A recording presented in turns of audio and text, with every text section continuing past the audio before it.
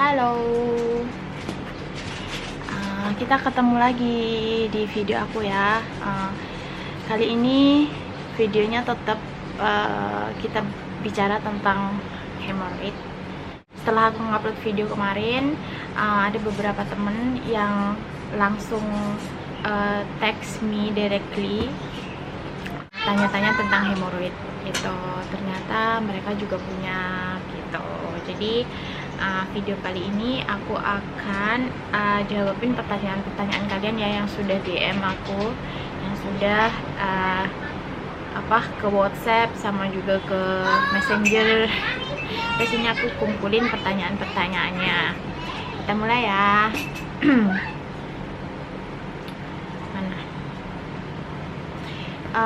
Aku nggak usah nyebutin namanya siapa, mungkin nanti orangnya jadi malu.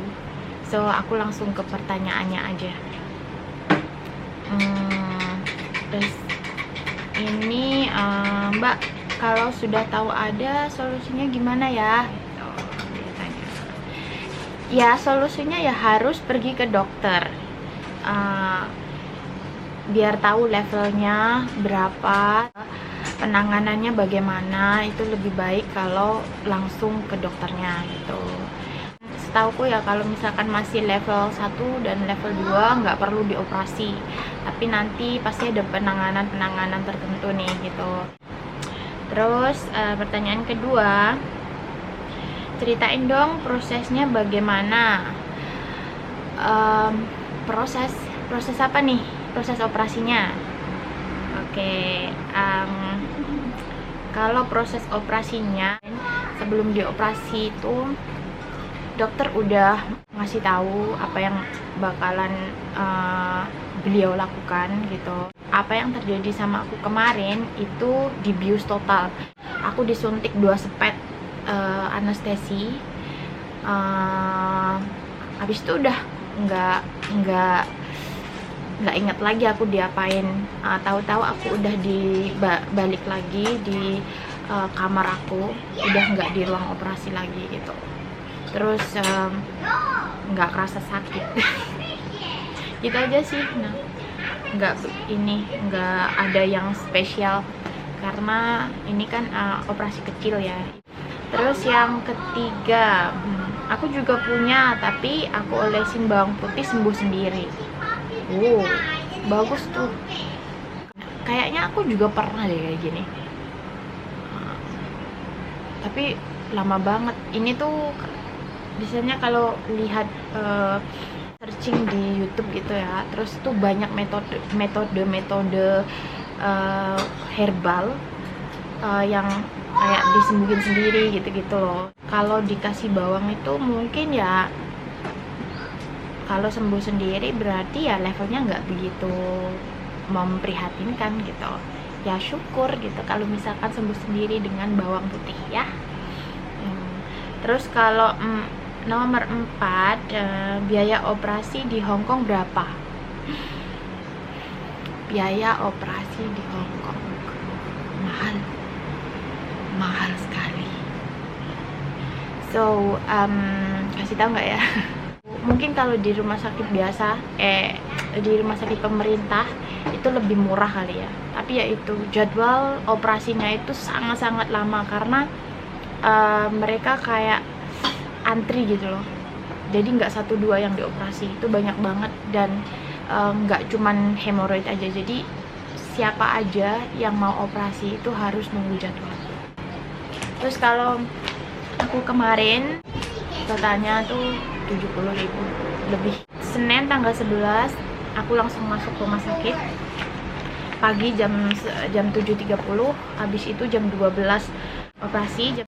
Aku hari Rabu siang jam 12 pulang gitu. Mahal di sini, mahal sekali. Oke, pertanyaan yang selanjutnya, Mbak, ada cara lain nggak selain dioperasi? Takut. Kalau kayak gitu mendingan kamu langsung ke dokter aja, terus tanya sama dokternya solusinya apa selain dioperasi gitu.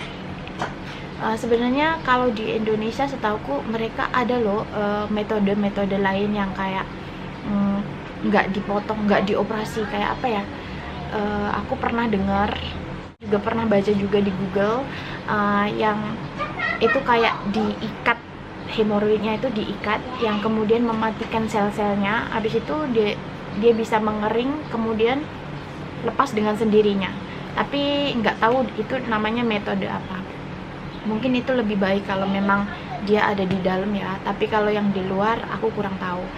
Untuk lebih jelasnya mendingan langsung tanyain ke dokter aja, nggak usah malu, karena ternyata penyakit ini tuh nggak cuma 1 atau 2 orang yang punya loh, ternyata banyak banget. Nah, aku juga baru nyadar setelah aku juga punya ini. Selanjutnya, gimana BAB-nya setelah operasi, Mbak? Kalau aku setelah operasi kemarin, jadi aku operasi jam 12 selesai, jam 4 udah masuk lagi ke kamar perawatan, kamar aku. Habis itu besoknya pagi jam 8 aku BAB. Pertama kali BAB sakit sih, karena takut ya, jadi aku tuh bener-bener yang menahannya agar aku tuh tidak tidak mengejan gitu. Tapi untungnya BAB ku tidak terlalu keras, jadi fesisnya nggak terlalu keras, jadi oke gitu, nggak begitu sakit. Kalau sakitnya setelah dioperasi itu, aku merasa kayak lebih ringan, lebih sakit ketika waktu aku masih punya, berdarah dan membengkak waktu itu lebih sakit. Ternyata setelah dioperasi itu nggak begitu sakit, masa penyembuhan nggak begitu sakit gitu. Terus ada kemungkinan muncul lagi nggak setelah dioperasi? Kata dokter aku sih iya. Jadi operasi itu tidak menjamin kamu itu nggak bakal jadi punya ambeien lagi gitu. Jadi harus ngatur diet, harus ngatur pola makan, harus olahraga juga, terus jangan mengejan, hindari semua penyebab-penyebab yang mengakibatkan ambeien gitu, kayak ya mengejan, duduk terlalu lama di toilet, habis itu menahan BAB gitu, terus BAB-nya kurang lancar karena makannya nggak kurang fiber ya, kurang kayak buah-buahan sama sayur-sayuran, itu juga bisa. Jadi pola makannya dijaga. Terus yang terakhir nih, gimana proses protoskopi? Aduh, itu yang paling sakit, protoskopi. Jadi protoskopi itu seperti ini kali ya alatnya. Jadi itu tuh kan harus dimasukin di lubang anus, pas itu sakit. Jadi ya sakit seperti itu, kayak alat untuk pap smear gitu. Jadi tapi itu dimasukkan di lubang anus, sakit itu. Sementara video kali ini cuman itu aja nih yang dipertanyakan. So aku cuman ingin berbagi pengalaman aja tentang apa yang sudah aku alami tentang hemoroid ini.